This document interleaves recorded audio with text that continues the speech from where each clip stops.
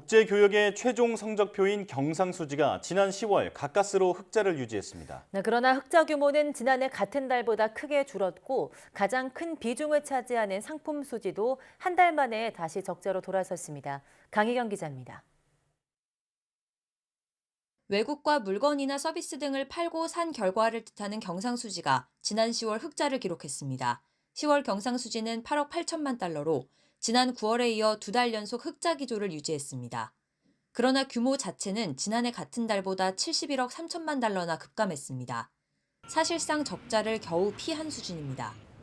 세부 항목별로 보면 가장 큰 비중을 차지하는 상품 수지가 14억 8천만 달러 적자로 한 달 만에 다시 적자로 돌아섰습니다. 세계적인 경기 둔화 등으로 수출이 위축된 반면 수입은 늘어난 영향이 반영됐습니다. 수출에선 반도체와 가전제품이 특히 부진했습니다. 주요국 성장세 둔화, IT 경기 부진 등으로 수출이 감소하고 원유 등 에너지류 위주로 수입 증가세가 지속되면서 상품 수지가 적자로 전환되고 서비스 수지는 소폭 흑자를 기록했습니다. 그러나 1년 전보다 흑자 폭이 많이 줄었는데 코로나19 방역이 완화돼 해외여행이 늘면서 여행 수지 적자 규모가 커진 탓입니다. 해외 현지 법인에서 받은 배당 수입이 늘어나면서 배당, 이자 등의 움직임을 나타내는 본원 소득 수지는 22억 6천만 달러 흑자를 기록했습니다.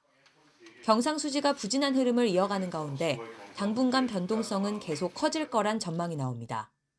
다만 향후 국제 유가 하락으로 수익 감소가 기대되는 반면에 글로벌 경기 둔화, 국내 물류 차질 등 수출 불안 요인도 상당해서 당분간 월별로 경상수지의 높은 변동성이 예상이 됩니다.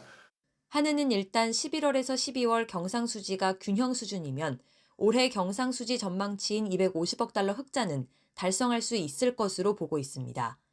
다만 수출이 두 달 연속 감소세인 데다 무역 적자 폭도 확대되고 있어서 연말 경상수지가 다시 적자를 보일 가능성도 배제하기 어렵다는 목소리가 나옵니다. YTN 강희경입니다.